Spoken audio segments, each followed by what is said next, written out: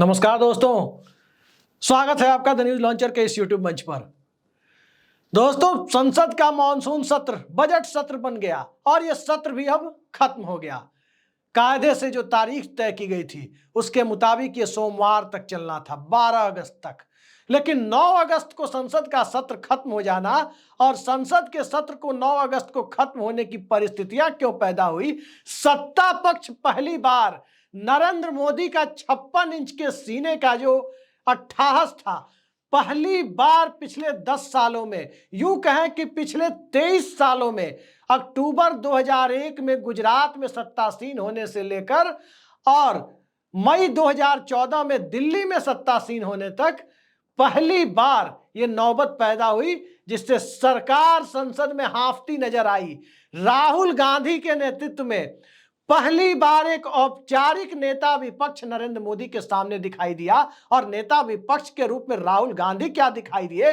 सत्ता पक्ष हांफता हुआ नजर आया, उसकी रणनीतियां थरथराती हुई नजर आई। और इन सब से आगे बढ़कर देखे तो सरकार कई मोर्चे पर विफल होती हुई नजर आई। सदन के अंदर का फ्लोर मैनेजमेंट आपने देखा कैसा है। सदन में स्पीकर को भी कई बार अपनी रूलिंग पर झेपना पड़ा। जो बात वो कहते थे, विपक्ष के सांसद उन्हीं की पुरानी बातों को दोहराकर उन्हें झेपने पर मजबूर करते रहे।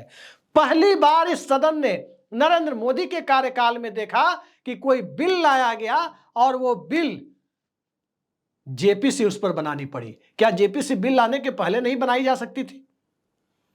दरअसल सत्ता का रवैया जेपीसी वाला नहीं था, सत्ता का रवैया स्टैंडिंग कमेटी वाला नहीं था, सत्ता का रवैया लोकतांत्रिक परंपराओं पर चलने वाला नहीं था। 10 सालों से जिस प्रकार से सत्ता चल रही थी, कभी मन किया तो डिमोनेटाइजेशन, नोटबंदी कर दो, मन किया तो आनंद फानन में धारा 370 के सेक्शन बी के साथ 5 अगस्त 2019 की तरह छेड़छाड़ कर दो, मन किया तो केंद्र पूर्ण राज्य को केंद्र शासित प्रदेश बना दो।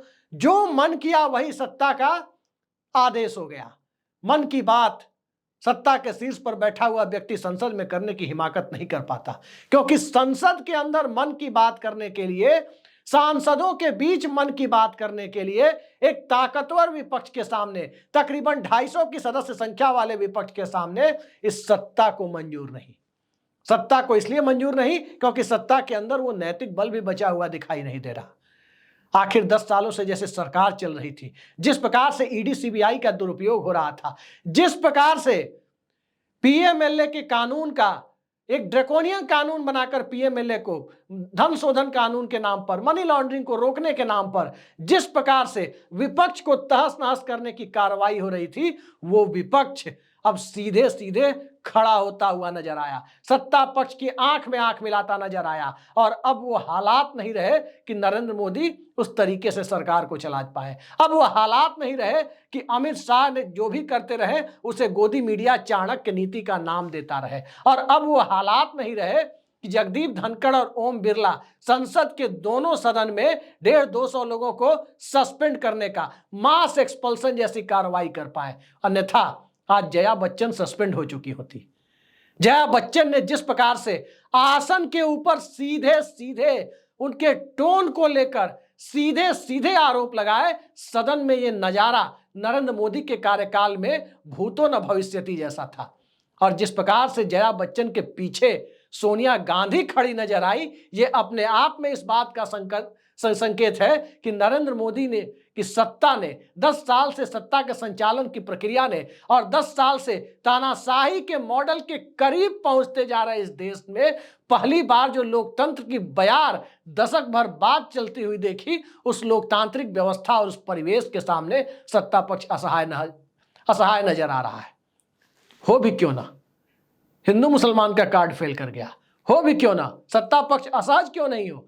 हिंदू मुसलमान के साथ साथ दाता और पाता में विभाजित करने वाली जो आर्थिक नीतियां थी, अडानी अंबानी को लेकर जिस प्रकार से विपक्ष और खासकर राहुल गांधी सीधे सीधे सरकार से लोहा लेते हुए दिखे, जो वो पिछले दोनों कार्यकाल में सदन के अंदर विपक्ष के संख्या बल के सामने, कमजोर संख्या बल के सामने अडानी अंबानी के मुद्दे पर राहुल गांधी असहाय नजर आते थे। सड़क पर ही पदयात्रा करके वो या जनसभाओं में अपनी बात कहते थे। अब सदन के अंदर पूरी ताकत के साथ, पूरी ऊर्जा के साथ वो बात कर रहे हैं। और हालात तो तब और विचित्र हो जाते हैं जब अध्यक्ष के आसन की गरिमा की रक्षा के लिए अखिलेश यादव को अपनी बात कहनी पड़ती है कि आसन की गरिमा बचाने की जिम्मेदारी विपक्ष की भी है। वो खुद के ऊपर जिम्मेदारी लेते हैं। यह इस देश के संसद का नया नजारा है। लोकतांत्रिक परिवेश के लिहाज से देखें तो यह नया नजारा काफी सुखद है, लेकिन तानाशाही मॉडल के नजरिए से देखें तो कहीं कोई किसी को आधा किलो, 1 किलो, 2 किलो, 3 किलो गालियां देता है और कोई गालियों को खाकर न्यूट्रिशन में तब्दील करता है। अब 4 जून के बाद से आपने इस तरह के बोल नहीं सुने होंगे कि गालियों को खाकर गाली खाता हूं और न्यूट्रिशन में उसे बदल देता हूं। ये बोल नहीं सुने होंगे आपने। 4 जून के बाद से आपने कांग्रेस मुक्त भारत का या विपक्ष मुक्त भारत का वो बोल नहीं सुना होगा। 4 जून के बाद से आपने वो बोल भी नहीं सुना होगा जिसमें इस देश में टेम्पो में भर भर के किसे कौन कथित रूप से पैसा देता है, इस तरह की गलत बयानी मीडिया के सामने की जाए, जनता के बीच जनसभाओं में की जाए। ये बोल आपने 4 जून के बाद नहीं सुने होंगे। कहां गया वो अट्ठाहस, कहां गया 400 पार का नारा? अब तो कल्याण बनर्जी की टिप्पणियां भी सत्ता के साथ साथ कईयों को बुरी लग जाती है। अब तो कल्याण बनर्जी नहीं, महुआ मोइत्रा भी जब सदन में दहाड़ती है तो पुरानी बातें कि पागल के हाथ में माचिस किसने दी, ये सारी बातें एक नए तरीके से, नए कलेवर के साथ संपूर्ण विपक्ष की आवाज के रूप में जब सामने आता है तो जनता को भी लगता है कि शायद इस सदन में उसकी सुनवाई हो जाए। शायद इस सदन में जिस प्रकार का माहौल है वहां 13 महीनों तक दिल्ली के बॉर्डर को घेर कर रखने के लिए किसानों को मजबूर ना होना पड़े। लेकिन शंभू बॉर्डर पर तो अभी भी किसान जमे रहे, अभी भी किसानों का आंदोलन हरियाणा के और पंजाब के अलग अलग गांव में बैठकों के स्वरूप में ही या देश के दूसरे हिस्सों में बैठकों और विमर्श के रूप में ही चल ही रहा है। आंदोलन के अलग अलग स्वरूप होते हैं और लोकतंत्र की खूबसूरती आंदोलनों के अलग अलग स्वरूप के विद्यमान रहने में है। लेकिन सत्ता को इससे दिक्कत है, और सत्ता को जो दिक्कत थी वो 300 पार ने तो सत्ता को इतना बड़ा अलोकतांत्रिक रवैया अपनाने पर मजबूर कर दिया था। अब 400 पार यदि हो जाती तो क्या होता, लेकिन जनता ने 400 पार के हालात नहीं बनाए।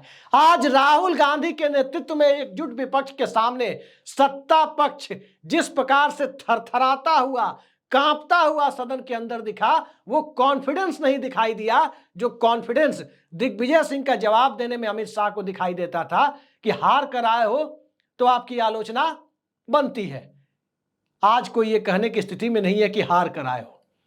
आज 250 सांसदों वाले विपक्ष को कोई ये नहीं कह सकता कि हार कर आए हो, क्योंकि हार कर आए हो या हरा कर आए हो या जानबूझकर हराने की साजिश का शिकार होकर आए हो, ये सारी चीजें अब जनता के बीच जब नए स्वरूप में जा रही है तो उस स्वरूप को देखने के पहले सवाल, पिछले सदन में जब 150 सांसदों को निलंबित करके भारत न्याय संहिता, एविडेंस एक्ट, मोटे तौर पर कहें तो आईपीसी, सीआरपीसी और एविडेंस एक्ट को बदल करके जो भारत न्याय संहिता और 2 और कानूनों के रूप में 3 नए कानून लाए गए, आज की सत्ता होती तो इन कानूनों को लाने के पहले सरकार को 1000 बार सोचना पड़ता कि पेश भी करें या ना करें। पेश करेंगे तो वक्फ बोर्ड की तरह जेपीसी तो नहीं बनानी पड़ेगी। ये जेपीसी ही अपने आप में तानाशाही वाले मॉडल के विरोध में जाते हुए दिखती प्रतीत हो रही है कि आखिर सत्ता मौजूदा दौर में जेपीसी की भी बात करती है। लेकिन अभी देखते जाइए, अभी जेपीसी की बात हो रही है। प्रधानमंत्री आमतौर पर सरकारी समारोहों में दिखने बंद हो गए हैं। ऑल पार्टी मीटिंग बांग्लादेश के मुद्दे पर हुई, वहां भी नहीं दिखे। और आजकल तो अश्विनी वैष्णव भी दिखने लगे हैं जो पिछले कार्यकाल में दिख नहीं रहे थे। पिछले कार्यकाल में ऐसा लग रहा था कि ट्रेनों का उद्घाटन करने से लेकर हर जगह प्रधानमंत्री दिखाई देते थे, जहां देखिए प्रधानमंत्री। अब वो स्थिति बदलती हुई दिखाई दे रही है। भारतीय जनता पार्टी के अंदर भी इससे राहत की स्थिति महसूस की जा रही है कि मंत्री खुलकर काम कर पाएंगे। अब तक हालांकि बीजेपी के मंत्री खुलकर काम करते हुए नहीं दिखे हैं, लेकिन विपक्ष का आत्मविश्वास भाजपा के मंत्रियों को भी खुलकर काम करने की प्रेरणा तो जरूर दे रहा है, लेकिन क्या इस प्रेरणा का फायदा वो उठा पाएंगे? महाराष्ट्र चुनाव के बाद स्थितियां और बदलनी है, और दिलचस्प नजारा तो तब देखने में आएगा जब अगला शीतकालीन सत्र, पार्लियामेंट का विंटर सेशन होगा।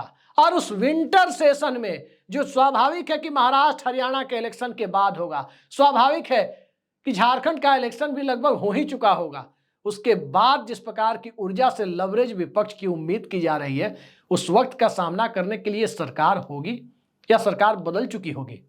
थोड़ा वक्त को भी वक्त देते हैं और देखते हैं कि आने वाले वक्त में क्या होता है। फिलहाल तो राहुल गांधी ने हाड़ कपा दी है इस सरकार की। देखते जाइए अभी और क्या क्या देखने को मिलता है। आज के लिए इतना ही। नमस्कार।